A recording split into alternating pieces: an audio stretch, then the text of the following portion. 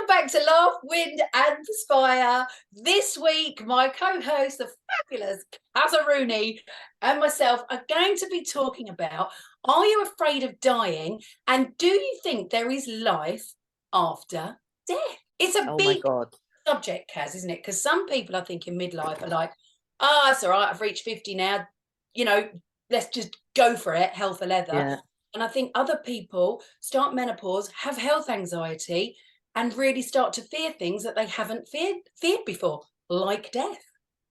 And I think with menopause is because our body can start out, no, not because our body starts changing. So there are certain aches and pains that might be highlighted even more than they were when we weren't through the menopause. And then it's like, okay, so do I just let that take over or do I do something about it? Because I think my theory's always been I don't mind getting old at all. Don't mind it. But I want to be as well as I possibly can be. Does that make sense, Neens? Honest to God, that makes sense probably in the last 6 to 8 months of my life, because I see it a lot more. Yeah. And people say, it's not, and I am getting my head around this. It's actually about being a healthier, stronger version of you. And I hear women like yourself say, I want to reach 80, 90 and be able to get up those stairs, to Yeah. lift my shopping bags.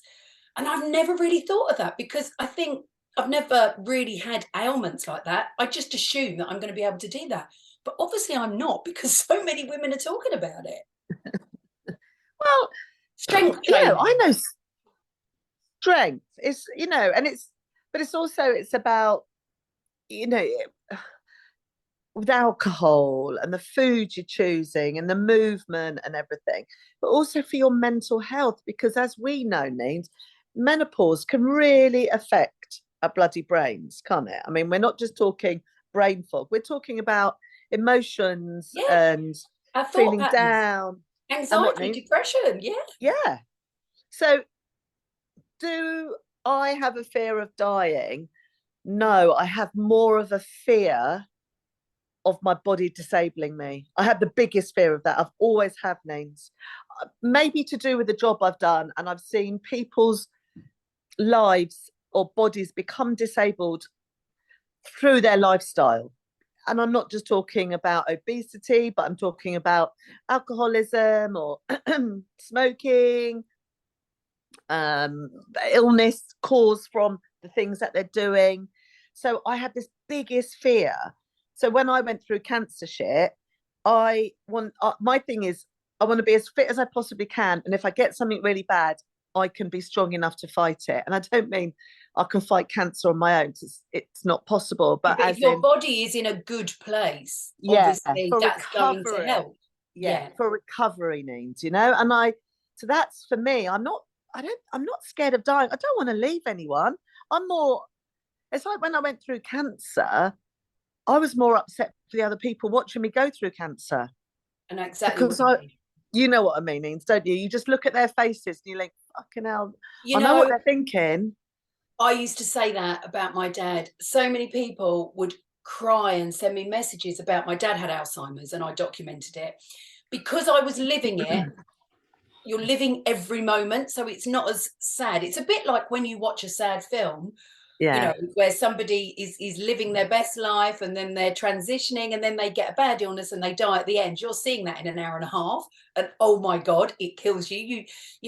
So as much as my dad having Alzheimer's and passing away was, oh my God, so upsetting in that situation, I'd be honest with you, and I know he's looking down on me and would go, thank you, girl.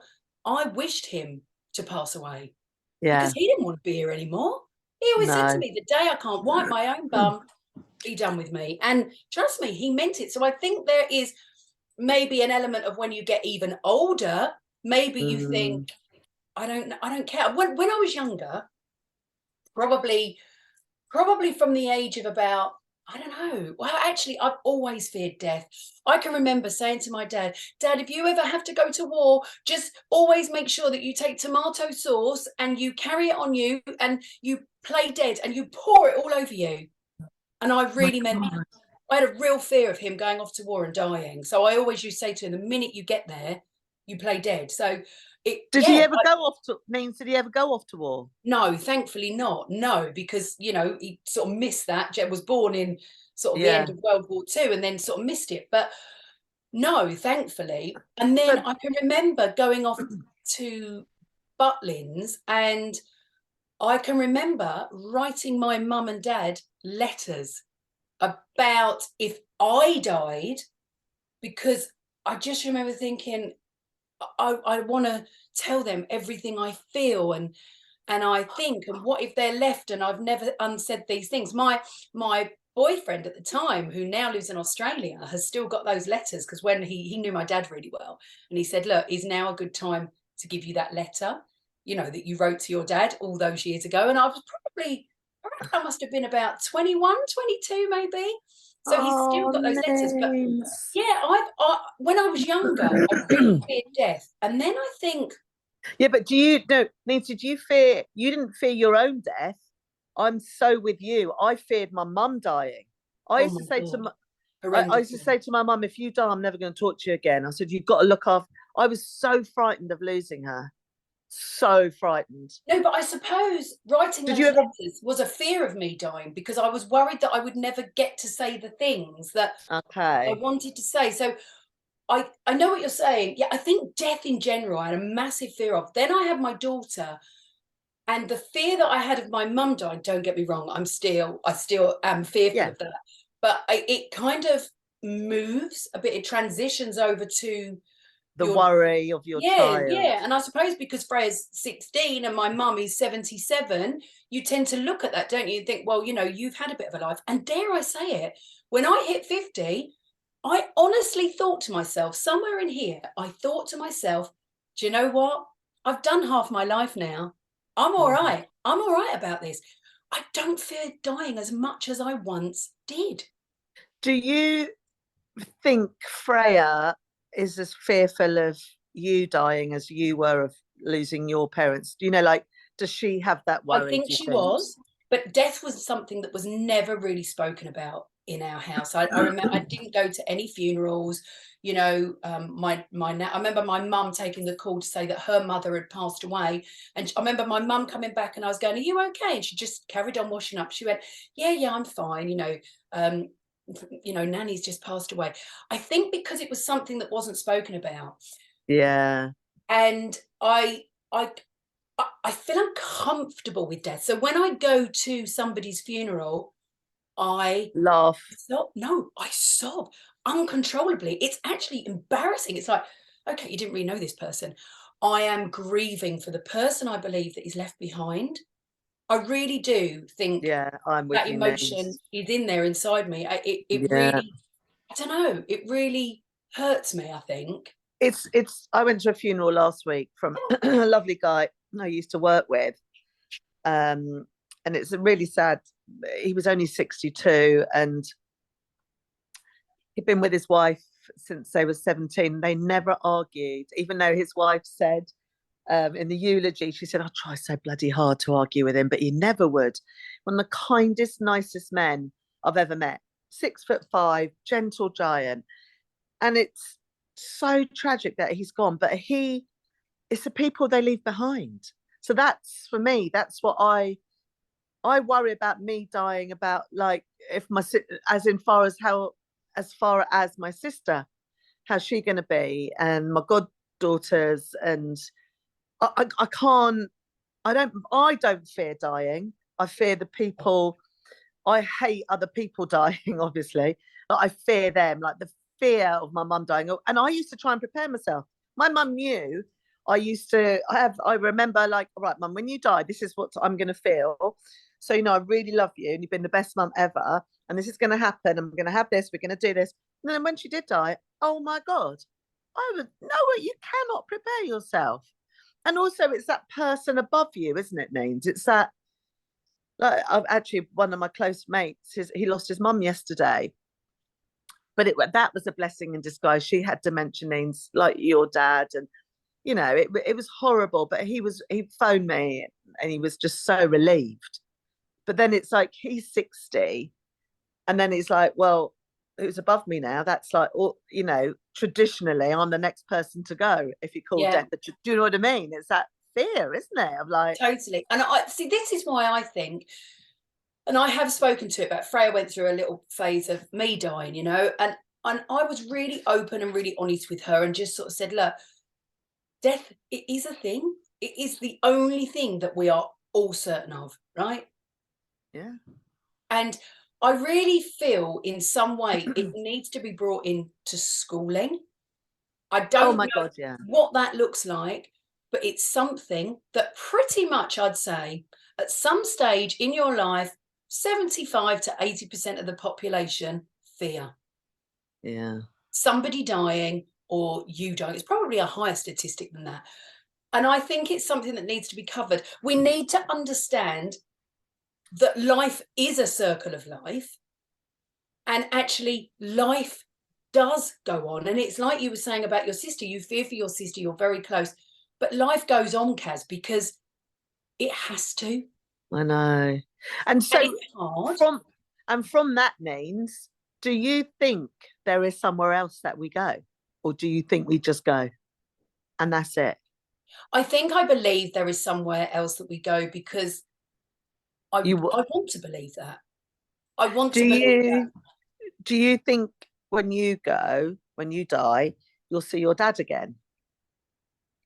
I'd like to think so. And I do think that. I think there is an element of, if I am on my deathbed and something happens and you see that white light, I'd like to think that him and my uncle Mickey and, all the people that I knew in my past life would come to greet me. And I only think that because you've heard of people that have died and come back to life, and they're the Yeah. kind of images that they have seen.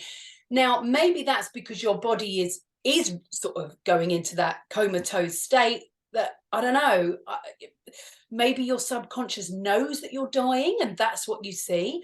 I have Yeah. no idea. But do you know what I think? I think this a lot. I think if my dad is there looking down, I'd hate to think that I'd get there, meet him, and him go, "Jeez, Nina, for white feathers," and you were still doubting it. You were still going, oh my God, because for anyone that follows me on Reds and Big Pens, like the amount of white feathers I see, and trust me, I do not put them all on, because that's all my bloody feed and stories would be. Yeah. I see them all the time. And Yeah. when he was on his deathbed, I said to him, Dad, all I ask is that you send me a sign, you send me white feathers. And from the day he died, it's ridiculous. Just But white feathers. oh my God, so comforting. So do I believe? I do, because I want to believe. I don't want to believe that's the end. I want to know that I'm going to see these people again. And Yeah. and I say to Freya, I said to her, after you've had your kids, you are the last generation that is going to know my dad. And that's the kind of thing that I think that makes me go, Yeah. whoa, like he was Whoa. a real huge part of my life, but that'll be gone soon. No one will ever know him. And it's things like, let's take, I don't know, George Michael.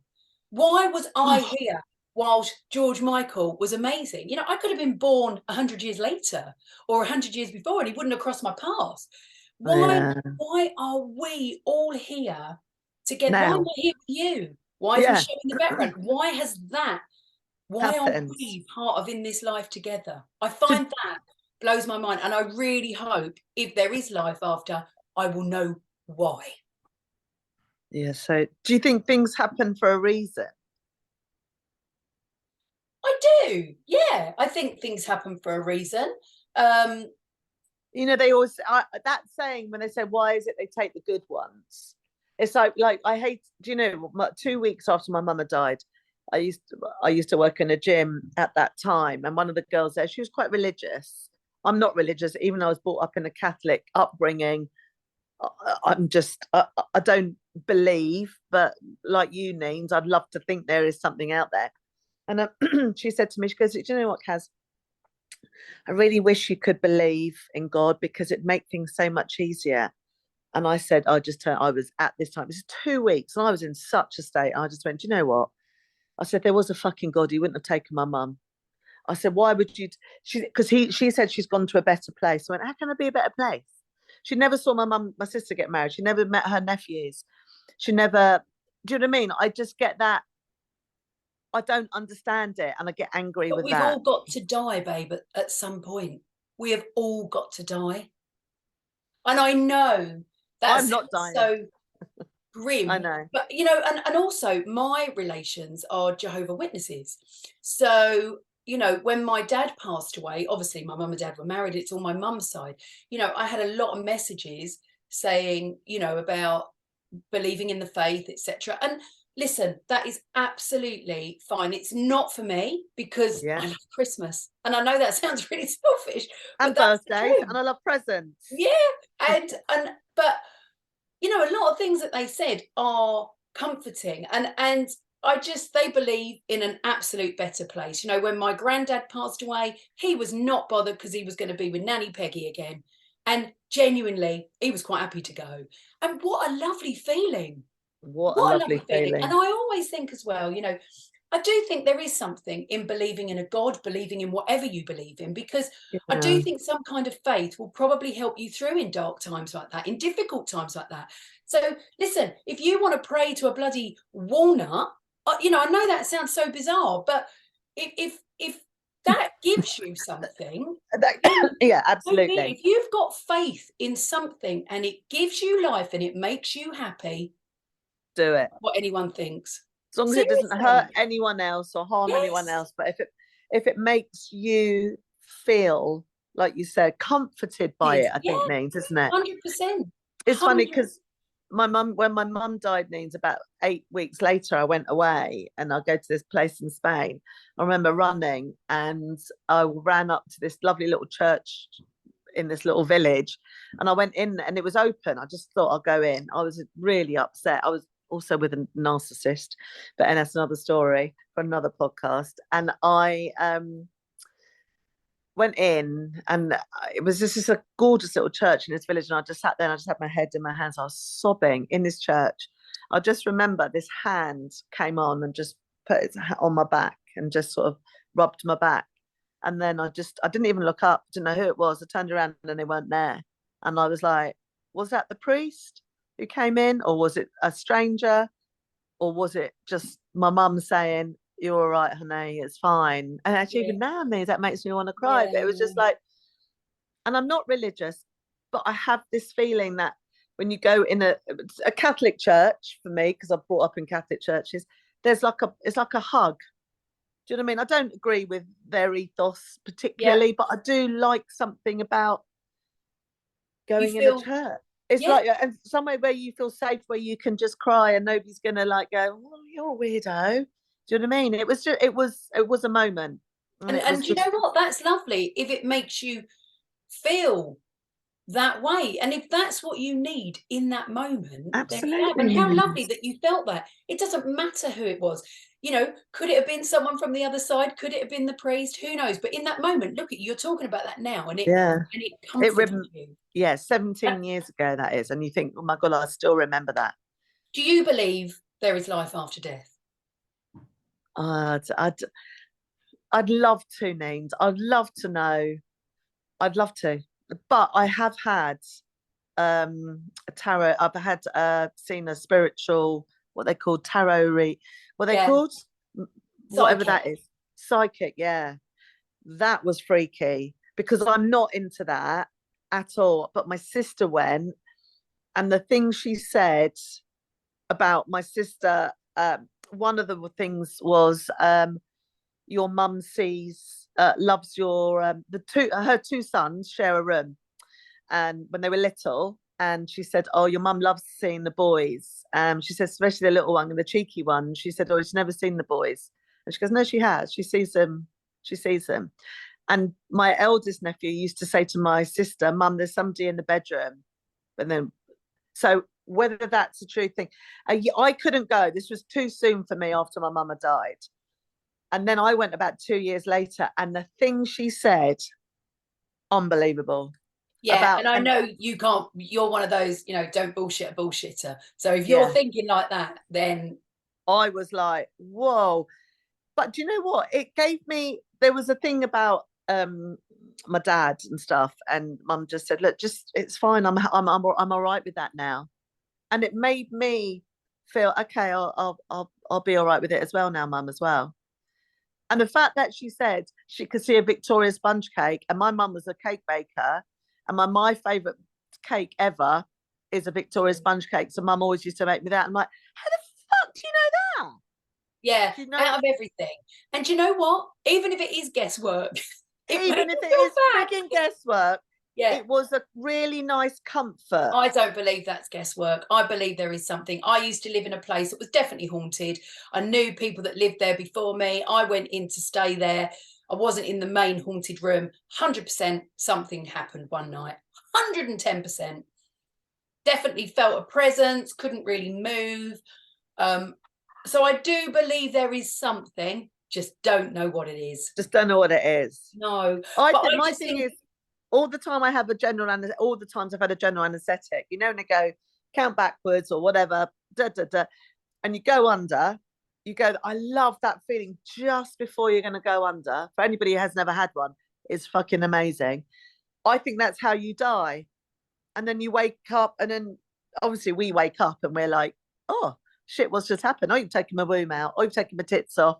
But we wake up and we go, I imagine that's just, you just go, because you never remember anything, do you? When you wake up, you could have been asleep for 1 second or I 10 know, hours. I I mean, know. it's unbelievable what happens. It is crazy, isn't it? And I wonder if, again, my dad said to me, take me to Switzerland, do whatever, where they give that injection. And that's kind of how it happens, I think. Yeah, I think it is. Oh, Excuse bless me. you. Thank you. Yeah. So is it, I do think though, as we get older, health anxiety can rear its ugly head. And I think Mm. that's a really hard one to get Our through. heads round. Yeah, and over, because like you say, you start to get these aches, these pains in your joints, and instead of thinking, oh, it's all right, I've just pulled a muscle, some people are like, shit, is that the start of cancer? Yeah, oh, yeah. Can you And imagine if you've had cancer, Neens? Everything. I had I had a terrible migraine. I told you, yeah, last week. Oh man, alive! It was horrific. And Friday morning, I thought. Saturday morning, I was like, I had my head over the toilet trying to be sick because it's making me feel sick. It was awful. And then I'm thinking, okay, is this a migraine or is this a brain tumor? yeah, yeah. Do you know what I mean? And even when you haven't had cancer, I used to be like, oh fucking hell, what is that? Oh no, it's Is fine, there it's an fine. element of having cancer, Kaz, when you're going through it? So cast your mind back Yeah. to when you were going through it all, that thinks, do you know what? I'm going to live my life to the fullest. Oh yeah, but I've always had that But do you? names. Okay, yeah, you But have. I have always had it. But the difference is, um, I do it now. So like, I am definitely gonna go and climb Kilimanjaro. That's on my bucket list. I'm gonna go to all these challenges. I wanted to go to my one of my best mates is Colombian, and I wanted to go to Colombia for years with her. So we went to Colombia. I went the 2 years after I had cancer. It's like, no, come on, let's just fucking do it. I want to go to Coachella festival, and so let's go and do it. Do you know what I mean? You just obviously you have to save up, and it's like, whereas before things take priorities. You can't take things with you. Kaz, I love that whole thing that you have just said. You're right. You can't take things with you, but you're No, making it happen in the moment. And I think a lot of yeah, women stop. They stop yeah, living. They stop having goals. They stop having dreams. yeah. Why? Why do they stop? Don't I stop, ladies. don't stop. And I think it's like, I do think you think, oh well, like I'm 55. I'm 55 now, so what's the point? And it's like, fuck off. I want to be like going clubbing. Well, actually, talking to clubbing, Annie Mac, the amazing DJ, she's doing a before midnight DJ set. So you go out at 7 and then you finish at 11:30. I'm Oh, like, my that kind for of night. Where me. is she doing that? Well, I missed it. It was in Brighton. There's one in Brighton. She's going to, I mean, I saw the clips on her Instagram. I was like, oh my God. So I want to go clubbing, but maybe not as late as like 5 a.m. Oh, I no. think it's an element of tiredness, Neens, as well, in our menopausal, us menopausal, you're exhausted. And that is, the lack of estrogen. So it's the energy, our physical energy goes, and you're like, oh, and sometimes you're like, oh, we're going out at 8. Can I at 8? Can we go out at 3 and come home at 8? Do you know what? When I went to Glasgow last week, if none of you have had a day out, I say a day out in Glasgow, the best ever. And live entertainment starts at 2 p.m. And honestly, you're absolutely bladdered by 6, and then you could be home for Strictly. Oh, perfect. Kebab honestly, on the way home. And you just don't get a hangover or anything. But do you know what, Neens? We do that. My group of friends here in Brighton, we go out about 2. And and then we might have a late lunch. Yeah. We'll have a few beers, or then we'll have dinner at 5 or 6, home at 8 or 9. When we go out on big groups, like a Christmas get together, we're all of that age where we love it. Yeah. Yeah. But still don't stop. It's like travel as well. If you can travel. Jesus, my goddaughter's going off to Australia in January, and I lived there for a couple of years when I was 19, 20. And babes, I said, just go and have the best time. You can't take, like now, I love lovely things, but they don't, I don't care if I've got it or I haven't. I love. Take memories, people. Memories. Yeah, take memories. You can't take your nice picture or your television in the fucking grave with you, can you? So just go and have a bloody good, just go and make those memories with the people you love as well. 100%. 100%. And do you know what? I just want to finish on this note as well. I think when we were younger, we would hear of our grandparents dying in their 60s and 70s.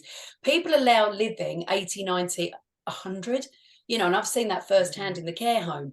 So 50 is pretty much middle age. You've only done half, and yet, like Cas says, if you're strong and you're healthy, you could still be clubbing in your 90s. I know. And also, Neens, what I will say is I don't really care what age I die. I'd like to be healthy and die at an older age because I've got lots more I want to do, but I want to die happy. I want to die. I want my family and my mates to go, do you know what? She had a bloody good life. Cas's life, oh, she did this, she did that, and she was still doing this and that. That's what I want. My mum died unhappy, and that for me is the saddest thing ever. How she died, awful, but she died unhappy. I know I'm not going to die. I know, and you talk about that a lot, and you don't want to do that, do you? You don't. You won't either. No, I don't. I don't think I will, darling. If I'm honest, I don't think I will. I am of that kind of disposition, I suppose, of glass half empty as opposed to coffin half full. Absolutely, love. And on that note, just go and live your life, guys, as much as you can. Live your best life. As my dad always said, it is not a dress rehearsal. You get one crack. Get out there. That's it. Live it. Please try and not fear death. There are so many groups out there, and that you can join. And there's also things on YouTube, etc., and Instagram, people you can follow to help you overcome that fear. And also, and loneliness, Neens, just quickly, loneliness is a real in older people. But there is a thing called the befriending scheme where you can get a phone call from somebody, or you can go and meet up with somebody and they can come and get you and take you out for coffee, or get in touch with your local council as well, because you'll be surprised how many clubs there are out there. Absolutely. So many. Anyway. Thank you, as always, for listening to us too. We really hope it resonates and helps some of you. It definitely helps me. These are like therapy sessions with you, mate. I love these sessions. So do I. But as always, please subscribe. Just here, Cas, where are we going today? Just here. And we are available on all good podcast sites, aren't we? We are. Spotify, iTunes, YouTube. Things. Audible. You know what I'm saying. Audible. Give Love Window Aspire a Google. Thank you. We'll see you next time. Bye. See you next time.